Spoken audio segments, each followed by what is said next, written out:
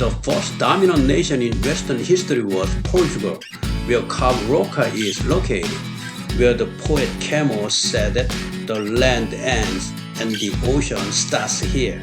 Portugal is located not only on the western tip of the Iberian Peninsula, but also on the western tip of the whole European continent. England is not located on the continent but is an island country. So if we look at the European continent, Portugal is located clearly at the western tip. But here in Portugal, not only was the land narrow, but the wind of the Atlantic Ocean was very strong. And it was also barren land where farming didn't work well. This meant everything was infertile and poor, and it was difficult to live. However, this narrow and barren land at the tip of the European continent was able to become a dominant country. In my opinion, an outstanding leader who had a keen insight allowed this small country to rise to the ranks of dominant nations.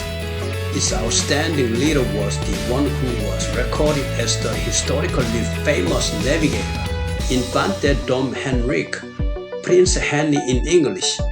Prince Henry thought that the only way for the Portuguese people to live well and the nation to become prosperous and strong was by practicing maritime trade.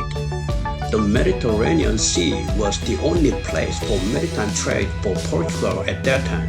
But in Prince Henry's opinion, the Mediterranean Sea was already packed with many countries, and there were also so many powerful nations.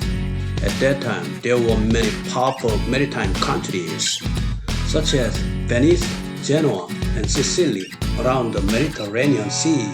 So Prince Henry deliberated that he would rather go far out into the ocean, but he couldn't go far out into the ocean in a short period of time. So Prince Henry invested his own funds and established a sailing academy. In the sailing academy, they taught various sailing techniques, such as how to turn the sail in a direction if the wind was a headwind, in what direction if it was a tailwind, and how to pull a boat out if there was no wind zone. And people systematically learned shipbuilding techniques that built ships that could sail as fast and far as possible and loaded as much cargo as possible and so on. Then they taught the skill of cartography, surveying, and navigation techniques. Because navigation techniques would enable them to sail with only a map, they established a sailing academy where they could systematically study, teach, and research. And then they finally built ships.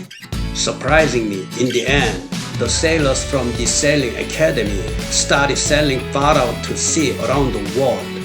Eventually, the graduates of Henry's Academy of Navigation sailed out of the Mediterranean Sea and sailed the world such as to the Indian and Atlantic Oceans. Then the second was that they reached the Cape of Good Hope at the southernmost end of Africa. And the third was that they even went to Calicut, India. They were not satisfied there. So they sailed further east to the Strait of Melaka and established a trading base there. The Strait of Melaka, the location where present-day Indonesia and Malaysia face each other, is still one of the most important straits in the world. Even today, almost all of the crude oil and other cargo go through this strait to Korea, Japan, and China. Anyway, these Portuguese Sailing Academy graduates first passed through the Strait of Melaka and achieved the title of the first Europeans to establish a trading foothold in the Strait of Melaka. Then the Portuguese sailed to Macau in China and established a trading foothold there and traded with the Chinese. And the Portuguese people went to Japan and for the first time handed fire lock guns to the Japanese. In the beginning, the ships were wrecked, but then they opened up trade with Japan. So Portugal was advancing into the Asian region as the first European country to do so. Famous men who graduated from the Portuguese navigation school and rose to high ranks were a man named Bartolomé Dias, who reached the Cape of Good Hope, and Vasco da Gama, who entered India. Magellan was also Portuguese, but he received support from Spain and sailed. However, he started sailing toward the south and passed through a strait at the tip of South America. He named it the Strait of Magellan because he passed through there. He went through the Strait of Magellan to get to the Pacific Ocean, the first man in human history to explore the Atlantic and Pacific Oceans. Magellan crossed the Pacific Ocean to reach the Philippines and died there. However, Magellan had already been to the Philippines when he was young. Magellan became the first person to circumnavigate the world. So it was Magellan who himself physically proved that the earth is round. In the end, Portugal pioneered the sea route first, so they monopolized the maritime spice trade.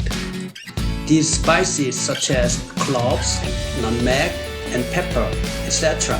were much more expensive than gold at that time. Indeed, for the Portuguese, spices were the number one items in the Asian trade. Portugal had become a country monopolizing imports of not only spices but also silk and ceramics from China. So the country Portugal accumulated tremendous wealth.